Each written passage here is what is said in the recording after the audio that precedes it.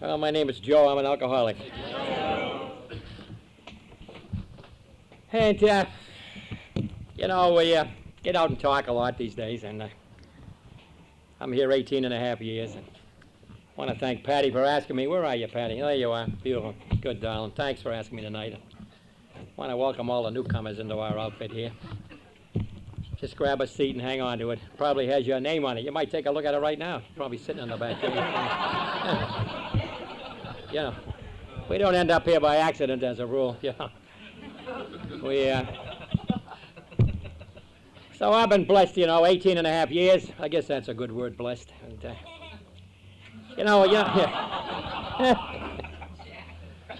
she thinks I'm a vision for you sitting back there,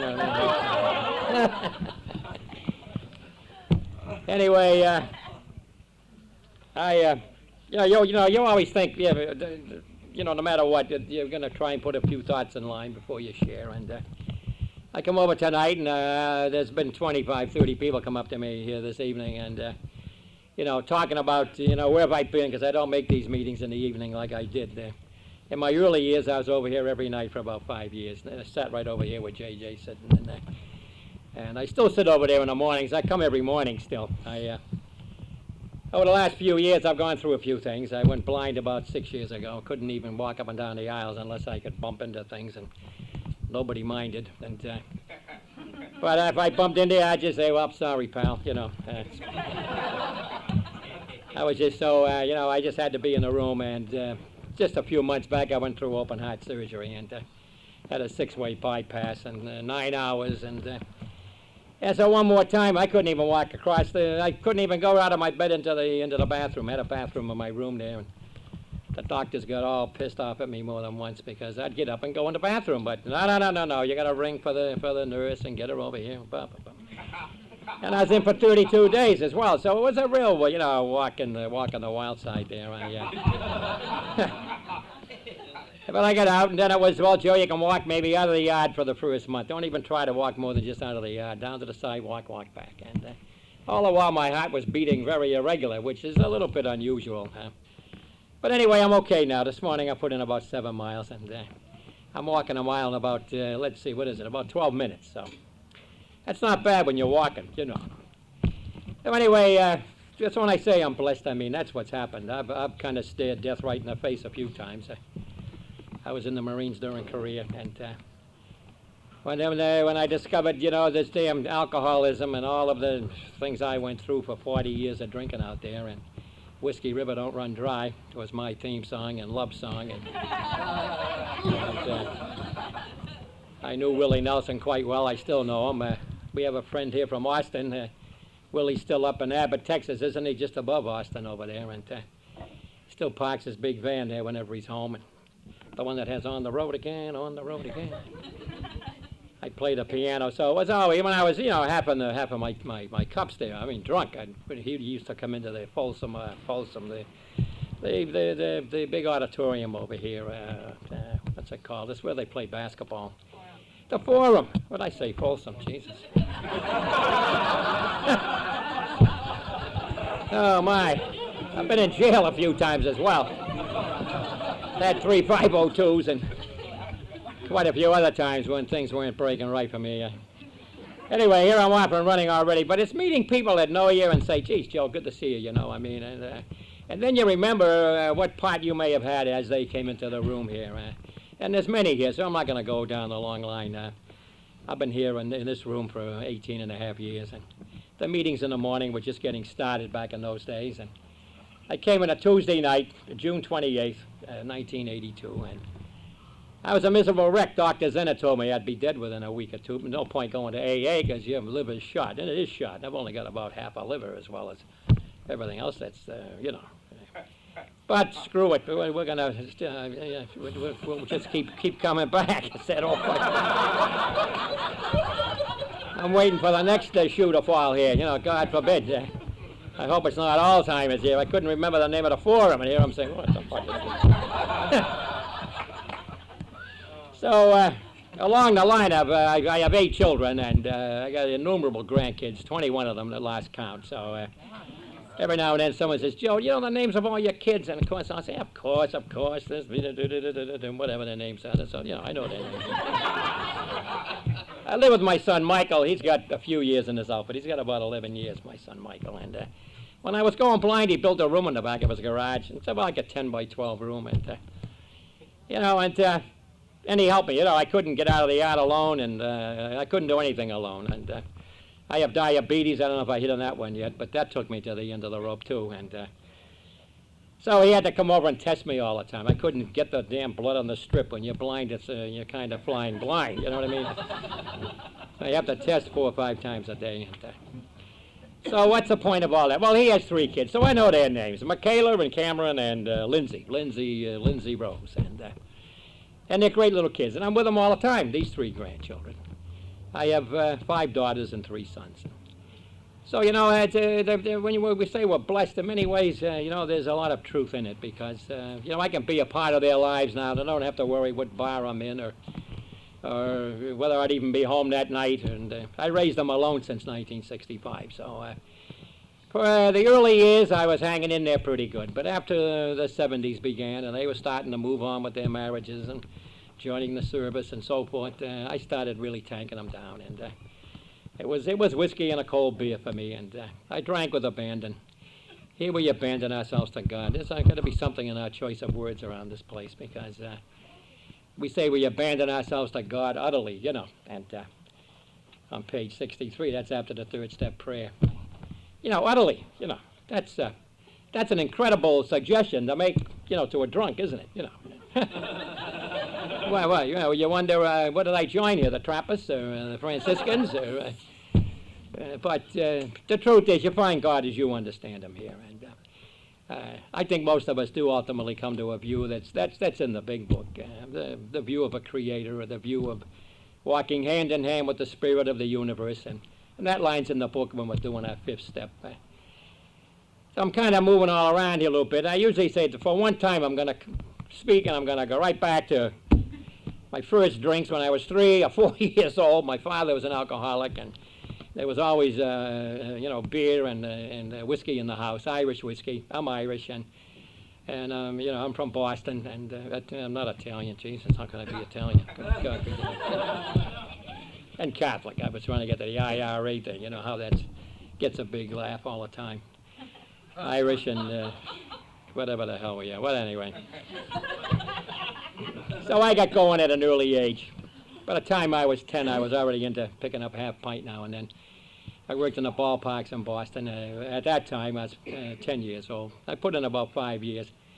Those are the days when Ted Williams was playing, Gene Stevens, Bobby Dorr, Johnny Pesky, Dom DiMaggio out in center field, and there I was always, you know, tanking them down. We used to play up against the wall out there, play stick ball and throw the pennies up against the wall and the baseball playing cards. And this was before the games began. And we were at Bracefield, and I heard today that Eddie Matthews died. Well, I watched Eddie Matthews play for the Boston Braves. They were in Boston until, what, 1951.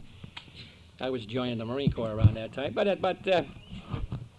So I was easy. I was right out there working. The family needed the money, and I'd bring home the little envelope with the money in at the end of the week, and put it in the cabinet there in the dining room. And by the time I was 14, I was working and still drinking and still tanking them down with a gusto. As a kid, 14, I was working with a contractor in Chelsea, just outside of Boston, putting in sewer pipe, and I did that right along with working in the park. I worked in the park till I was about 15. So. But the drinking thing was a big part of it. I sometimes don't know how to describe it because I was an everyday drinker then, half pints and pints, and you know, all the beer I could put down, chasing them down, and we call them Boilermakers back there. I guess we still do. And by the time I was 19, I was in college. I went to Boston College High School and then on to Boston College, the Jesuit schools, and. I left in my 3rd year to join the Marines when the war in Korea was starting to flare up there. And truthfully, a few of my buddies came home with body bags, and well, they come home with caskets, but you know what I mean. And so I joined up. I was in for 4 years, and of course, you know, Now we have recovery everywhere, thank God, and AAs everywhere, especially around Marine Corps bases, and because we drank again with abandon. I mean, I remember going down to sign up, and I was really tanking them down. I was 19, and they were so proud of me. Oh, glad, welcome me with open arms. Jesus, they signed me in there, and he took the pledge, and the next day they had a parade in Boston. There was about 100 of us. We didn't know any of them. We weren't related or anything, but there was 100 of us had the same idea to join the Marines. That day, it was in February. February, what the hell was it, 10th? Yeah. Anyway, so after the parade, I was thoroughly smashed. They just poured us onto the train going down to Paris Island, and we drank all the way down to Paris Island. It was like going for a vacation. I thought, it was beautiful. And get down there. Anybody who's been in the Marines knows it's not a vacation. Devil's Island is more appropriate, and even that doesn't cover it. I mean, in my day down there. But so the drinking thing was with me all my life. I mean, I'm giving you an idea how it all got started. But I come out of the Marines. I met my wife. We got married kind of fast. We knew each other about 6 months and had the world's greatest love affair. Had all these children, and I went back to BC, graduated, then I came out here and went to Loyola Law School. And but in the meantime, I started up a little business in Beverly Hills, a public relations business. Got active with Jack Kennedy when he ran for office out here. And during the 60s, our little business flourished. We had many clients, and so the drinking game was always there. I always had whiskey in my office. I had an office right on Camden Drive in Brighton, right at the corner there. There's a coffee shop still across the street there. The office I had has been long torn down. They put up a big medical building there, and whatever it is, it's an office building. Right around the corner was the old luau, and I had a phone in the luau of all things. You walk in, go up a few stairs, and the corner table was where I would conduct business, and of course get shit-faced. And here I'm raising all these children. I had a lovely wife, and anyway, my wife got very ill. It wasn't because of my drinking. I don't think deliberately anyway. Her father came up one day and told her about all the incest he had had with her when she was a baby. She had blacked it out entirely.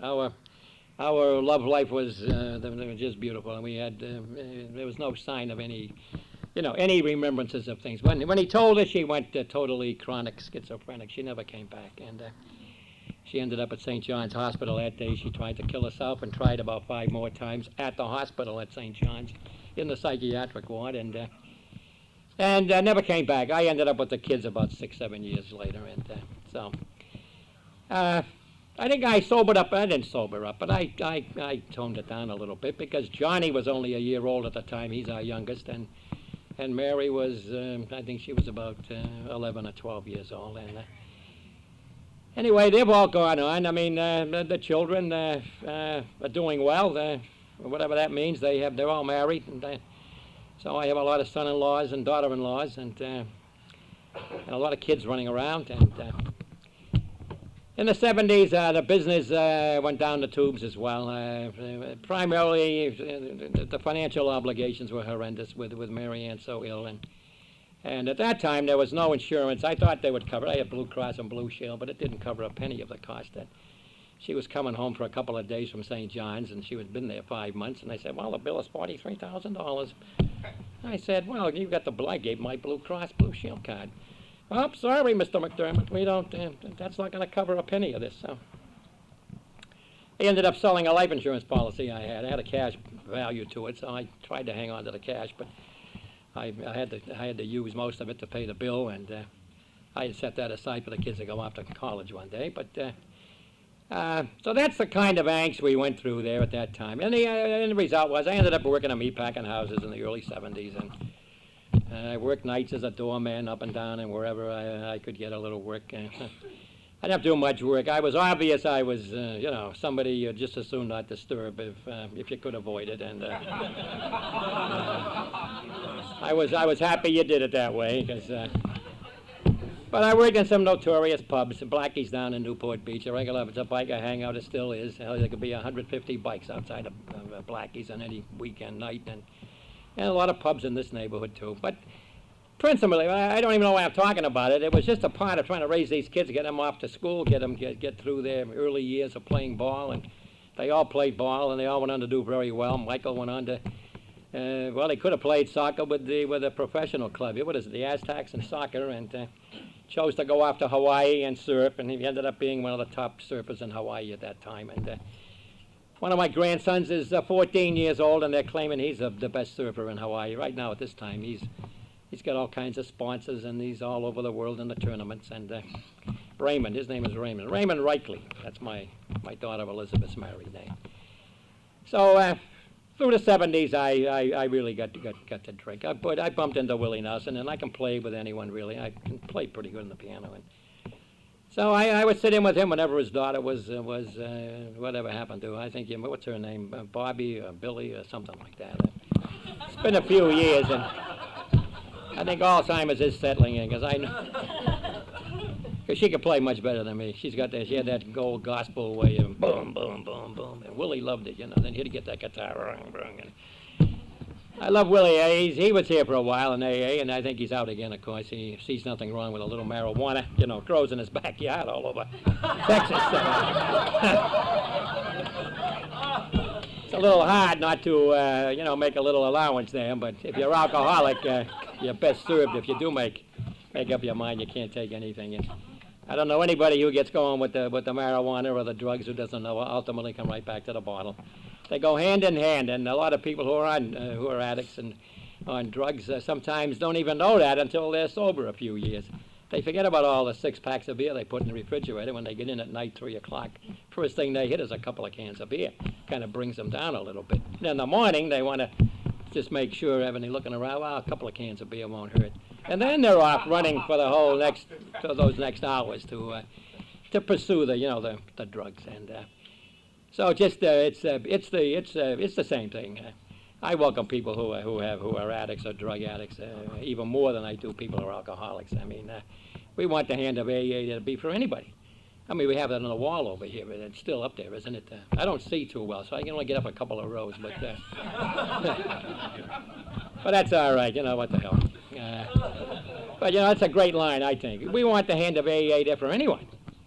We're not here to judge whether you are, 3 bottles a day or 22 cases a week or any of that. It's the third tradition. If you have a desire to stop drinking, that's the only requirement. And that is hardly a requirement. That's something totally personal to you. You get across the threshold and take a seat. You're a member of AA. You don't have to wait until the 2nd step or the 9th step or the 12th step to be a bona fide member of this group. You're a member of AA. You're a member here when you take a seat. I mean, you are. Who the hell would come into an AA meeting unless they were, I mean, what do you think? I mean, we all know what it means, don't we? Our precious right to have a drink or use drugs is going to have to be given up. Who's going to take away my precious right to belt them down? So I used to be in AA. I'd hear this all the time. I had 3 502s, and there were always these guys there with their suits on in the books and and the judge would tell us in those days, because I had them back in 69 and 70, 71, and you ought to go to AA. Didn't sentence us to AA, but no, I would never grace the premises of an AA meeting, because I knew damn well what that meant. And I was going to find the answer in the bottle. Had to be there. Maybe it was the worm in that bottle of, what is it? That stuff that comes out of Mexico now. It's not tequila. What do they call it? Mexcala, some damn thing. We actually would fight for the worm. Who would get the worm? Yeah. It was a fountain of all knowledge. That little shriveled up worm. Yeah. I mean, those are the things we drank over, So I got here in '82, finally. A buddy of mine that got sober, and he'd gone to St. John's Hospital, and his name is Mike Higgins, and I can use his name. He and I are still the greatest of friends. And a couple of barkeeps in the pub I was in over here in Playa del Rey. I knew them well. A couple of ladies. They only worked part-time, Mary Jo and Verna, and they called Mike. They knew he had found a way not to take a drink. And they called him and says, look, Mike, Papa Joe will be dead within a week or 10 days. Doctors are telling him he's going to be dead. He sits around the joint over here, and I'd be there at closing until 6 o'clock in the morning, and just totally out of it, gone. Just how I lived through it is still a mystery to me. How I got to AA is still a mystery. How Michael, on the first phone call on a Sunday afternoon, Mike said, "Oh, okay, Bruno, I'll come down and talk to Papa Joe. Will he be there? When will he be there?" He's always, any night. Come down tonight. Come down tomorrow night. So he came down the next night, but that same afternoon, the day before, Mary Jo had called him too, and yeah, these were great ladies whom I had a lot of great love for, and they went on to get married. They're moving up to Montana, Mary Jo has, and Veruna's gone on to get a master's degree and a PhD. Now she's down at Children's Hospital, and she's married too, so they found some happiness. But she said to Mike, "Why don't you get over here as soon as you can? Joe'll be dead." Now, they didn't conspire to call Michael together. They just individually that same afternoon. So he came over the next night with his friend Alan Redhead, another great guy who is in AA. He's got about 24 years now. I know that at 23 years. He had 5, so what's 5 and 18? 23 years now. Got to take things very slow. I know most of the cells were gone when I got here just from the booze. Never mind what's come down in the ensuing years here. But anyway, I come in on a Tuesday night here, and so I was not a vision for you then. I don't think I am now, but what the hell? Some things never change, you know. We just it's an inside job. When someone said that to me, and then they wanted me to shave and, you know, get onto that certain group where I was going to play volleyball, and I said, "No, thank you. No, thank you." I still advise you. Well, I won't say anything. Let it go. I'll tell you, the one thing I don't like is any group or anybody who's going to determine that, well, have you made up your mind to not take a drink? And if you haven't made it up, then, well, maybe you don't belong here. You see, that's a decision we all make ourselves. And when we're still in our cups and half shit-faced and we wander into a room of AA, we're not ready to have someone question whether, have you had your last drink yet? Are you willing to do anything to stay sober? Of course, the next line is, well, then go shave and get a haircut and get a suit and get out to the yard on Saturday morning. They're going to tell you what you have to do to stay sober. Yeah, well, who the hell are you? And I'm convinced that they're well-intentioned, but it's just not what we do in AA. We don't question anybody coming across the threshold. If you're naked, we'll find a blanket. We'll get it on. If you have leprosy, we'll get you to a clinic where you can get a couple of shots. We'll take care of it. There's no reason. If you're hungry, we'll take care of you. There's always food in an AA meeting. So I don't want to go. I mean, I abhor where we would say, well, look how many people get sober under that kind of a regime, but look at how many didn't. Look at how many got such a huge resentment over them being ordered to shave and to clean up and walk a certain way. Where you wear the same color suits, the same color shoes, the same, everything. I know what I think it is, but you can draw your own conclusions. I was in the Marine Corps. I mean, I know I didn't need any of that. If they want to play a little ball, hell, I'm only too happy to oblige them over there. Even today, with all that's wrong with me, I can still probably crank one over the fence. We have a lot of guys who played a lot of professional volleyball. I sponsor about 8 of them. They played in the Olympics, and they were over there in the Olympics this past year. The little lady, what's her name? Misty Mays. Great little volleyball player. She's 21. She's the daughter of a guy that's one of my great drinking buddies of all time, Butch Mays. And Butch and I played rugby together. We drank together. We held each other up in bars, and here we are sober. Now, I'd advise you, if you're going to play volleyball, you don't want to play against Butch Mays. He used to ride in the rodeos when he was 18, to when he was 25 in Texas and everywhere else, on the big bulls, the Brahman bulls, you know. And he's as gentle as a lamb. He wouldn't, but so it isn't a question of a super group. There's no such thing. If you're sitting down with somebody else, just one person, that's a meeting of AA. You got a book, you got some coffee, you're talking with each other. No question, probably, if you're calling on the same your view of a higher power, he's with you too. I mean, the book talks about that on all the pages. Find a higher power. The question of finding a sponsor, that's not a bad idea, but don't have a sponsor substitute for a higher power. Because after all, he's going to fart and shit and burp and crap and moan and groan. He's going to get divorced. He's going to die. Ultimately, they're going to die. None of us get out alive. And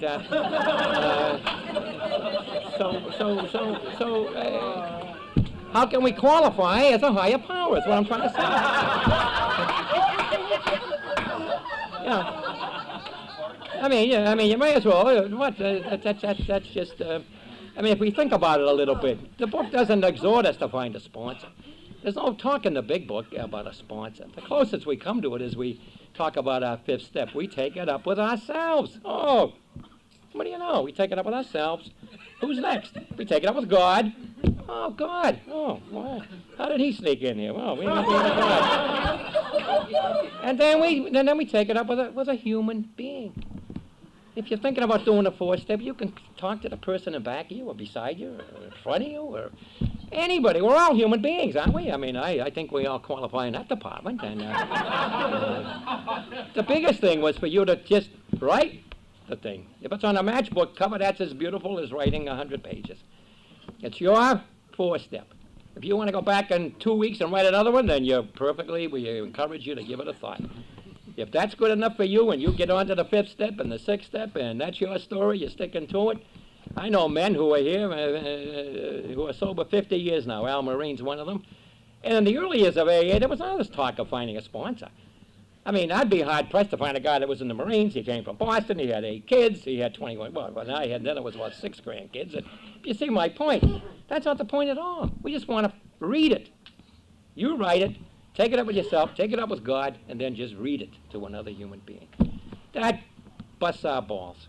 Who wants to read this fourth step to another human being? And we don't have to have somebody analyze it and diagram it and point out every damn character defect we have, and now I want you to get them down in 2 weeks, and if you don't, I don't think you're doing the step and all this. I mean, that's not going to keep it. I mean, in my view, I have helped many people. I'm just saying that, but many guys come to me, and a few ladies too. And quietly, we just go through. I just share with them how I did it. I had to get here, as I did that night. I was then about 300 pounds, and I had a hat Willie Nelson gave me, a cowboy hat, and a big blue coveralls from the meatpacking houses I was working in, and you know, there was nobody who would stop me at the door back there and say, well, have you had your last drink yet? I mean, what? So I got in here, and there was a couple of guys here that knew me, and they said, Joe, why don't you come over tomorrow morning? We're going to start these morning meetings up, and it'd be good for you to come to the meeting rather than going to one of the bars up here on Washington Boulevard or in Playa del Rey. I drank in all of them. They were all happy to see me. I'm a legend in every one of them. And go to the Cozy Harbor at both ends of the boulevard here. Go over to the Alibi, go to Tattletale, the Brig, you just name them. I was in them. All kinds of the black whale, the small whale, all the whales, the Prince of Wales. Any bar that opened at 6 o'clock in the morning, and I'd always be there around 5:30, knocking on their door. I know you're in there, get out the hell, go open this damn door, and I'd be banging on it. And they would open the door, and they'd get to know me. I'd stop off there every morning on the way down to the meatpacking houses all during the 70s. If they didn't open the door, then that was the last I did see of me. They'd be sorry, of course. I mean, you could be insured. I don't know how many bottles of good Irish whiskey, or Tillamook do, Murphy's, whatever. And beer. God. When I think of it now, it's the insanity of this disease. Only God could really do something about it. Now, how insane is it to look for all the answers in a bottle of whiskey? I mean, now that's got to be. I mean, or in some kind of a narcotic of whatever kind, or in marijuana. You know, we have to bite the bullet. We have to admit deep in the bowels of our belly that we have this disease of alcoholism. And the answer is a spiritual answer, whether we like it or we don't like it. And I wasn't all that well intentioned to say, oh, that's a beautiful answer. Oh, God, we're just going to go meditate and pray. That takes a while to get a hold of it, but I think I have got a hold of it over the years. But then it was good enough for me just to get the second step into me, to digest it after I took the first step. We came to believe. See, came can take you the rest of your life. I mean, we came, and it's a we. This is a we program. This is a we right here, all of us together. We. This is like a platoon, maybe more than a platoon. How many are in here anyway? I mean, but if you view it that way, you know, we're all here for one, and the one is here for all, in my view. And I think it's important that we all get a sense of that. That we don't have to only worry about calling up one person. Oh, I can't reach my sponsor. Well, where the hell is he? Well, I don't know where he is. Well, what happens? Well, I just get the answering machine. Well, they can call Dane. I'd love to call Dane. I will the next time something goes wrong, Dane. I'm going to give you a phone.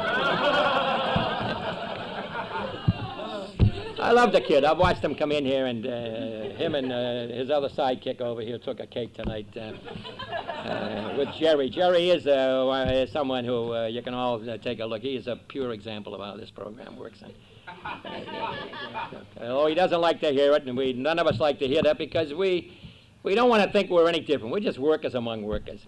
There are people that do such magnificent things in AA, but they prefer to stay anonymous. And there's a good reason for that, because this is Alcoholics Anonymous. We don't shy from letting people that we can help know that we're alcoholics, but we want to do things anonymously. God loves that, because he can use us a little quicker and a little more daringly when we're anonymous. He can put us in certain places that we can go anonymously, and so often we will say, but it is it's you know, we see this fellowship grow up around us. That's another great line in the big book. You will not want to miss it.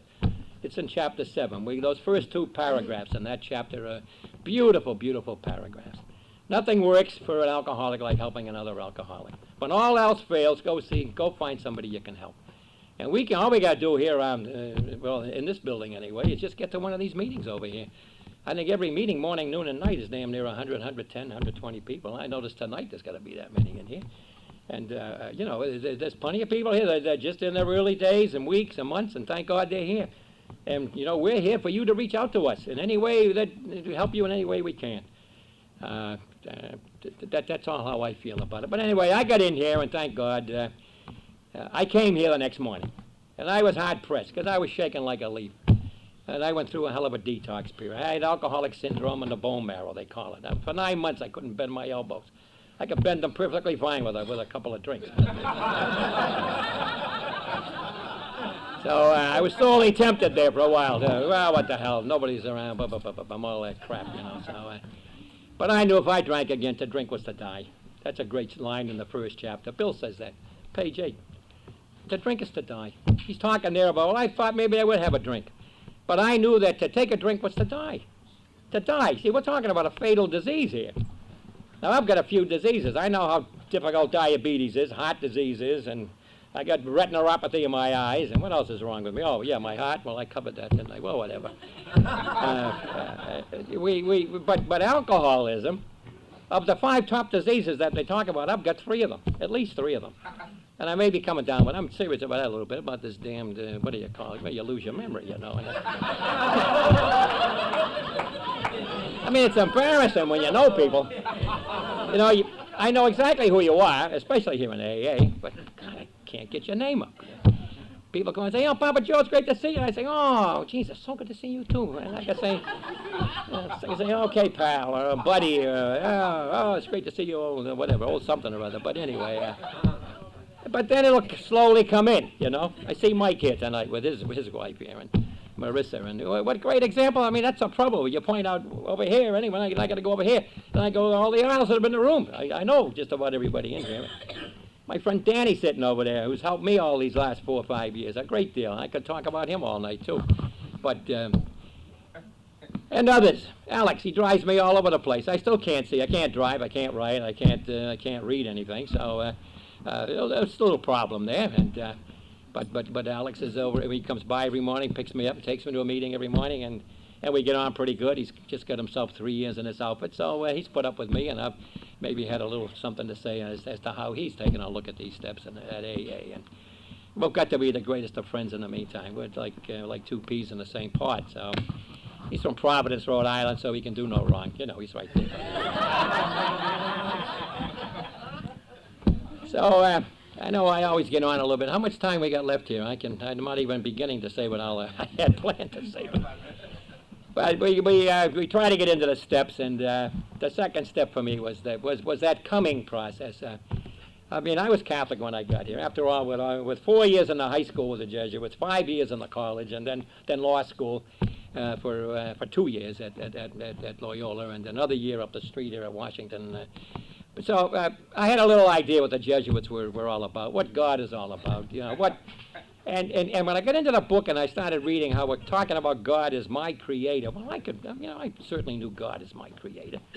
I knew God as a spirit, you know, the Father, the Son, and the Holy Spirit, so I didn't have any difficulty with finding a higher power. I never had lost mine to begin with, so. But I certainly wasn't, I wasn't being faithful to attending Mass or any of that. I had kept the faith, baby. You know, that was a great line in Boston. Just keep the faith, baby. So anyway, that was how I viewed the second step. I came to believe. The third step was, so important to us. I love the third step prayer. I say it I don't know how many times a day. God, I offer myself to you to build with me and do with me as you willst. I mean, that's an incredible. I mean, when we think about what we're doing here, we're offering God ourselves and our life and our spirit, our souls, and we're asking him to use it any way he chooses to use it. The prayer goes on to say, let me be an example of your power, your love, your love. Let me be an example of your love and your way of life. Now we don't have to talk about these things as if I'm discovering it. This is what they wrote down back in 1939 when they published the book. It's just what follows that prayer on page 63 is that beautiful line. And now we found we have abandoned ourselves utterly to God. I mean, so to pretend that it does never say we abandon ourselves utterly to another human being. I think it's crucial to get that straight. No human being has a right of telling you the specifics of your life. Joe, you never got married. You have to get married. Well, I got married, but I hadn't been married after my wife, you know, especially after she died. But no, I'm not going to get married. I wouldn't get rid of a wife and somebody else say, well, you married her when you were drunk. Maybe you ought to get rid of her. You know, you got to get rid of all your old ideas. We're not talking about getting rid of our old ideas regarding our faith, whether we're Muslim or Hindu. We're not going to go back. That is not what we're talking about. The biggest idea we got to get rid of is what? The idea that the worm holds all the answers in the bottle of that damn bottle. Huh?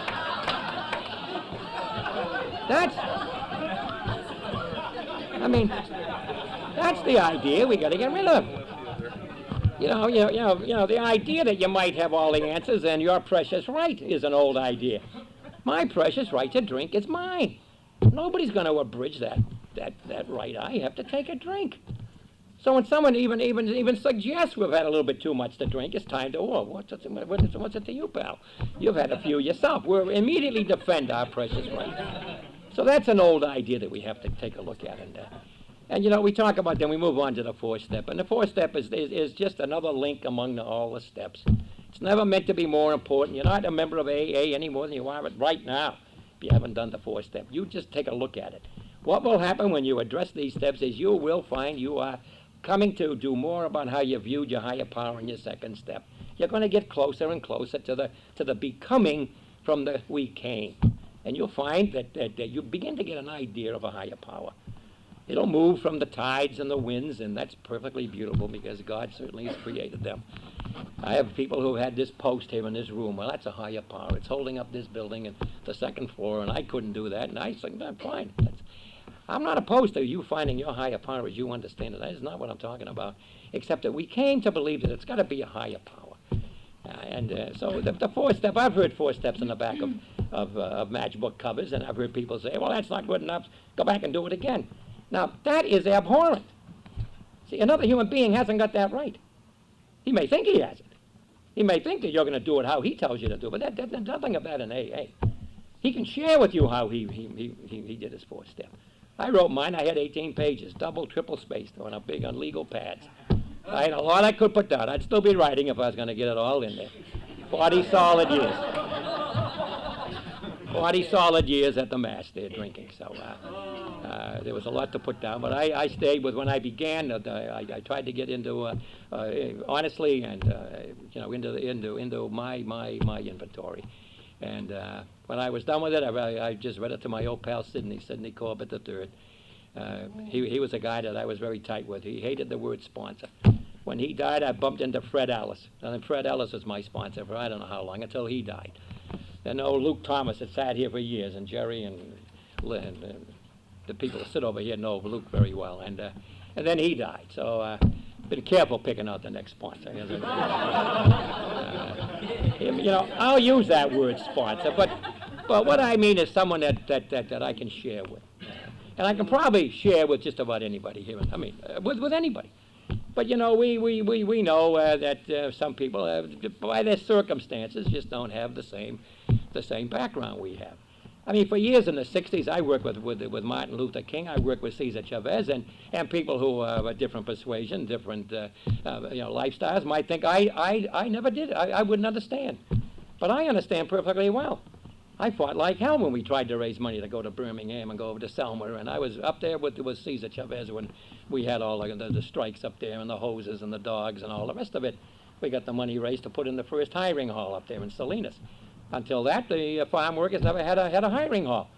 The contractors could just bust in these guys. They did make a contract with the farmer, the groves and whatever they were growing, and so there would be just a deal. The contractor would take 30%. These guys would only get $10 a day, 14-hour days. I mean, there was no minimum wage. So I've always been very, very tight with those things. And anyway. Here in AA, I found a way to try and practice some of these things of spontaneity, of love and compassion. And I've been involved in opening up any number of soup kitchens. And over at Clare was on the board. I still am, been there for 18 years. And we helped open up the Sober Inn and the shelter there and the homeless center and the Women with Children program and another 14 programs over there. They're still alive and well and doing very well. And I exhort, that for me was carrying these principles. I've done the same thing with a shelter we put in the basement of a church at 6th in Arizona. And I wasn't doing it to have another line to add to some kind of a storyline or something. It was an effort to reach out. I'm a cook and a chef, as long as a few other things. So I could cook and I could open up these. I've made a lot of sandwiches over the years. I used to hand them out in 3 and 4 at a time. Go down to Skid Row down there. I know I'm overdue here. What is it? I got to stop now? Is it time? Yeah. I hear people whispering over here. Clip, clapping. It's usually JJ over here. Oh, that's it. Okay. All right. Okay. Thanks a lot. That's about it.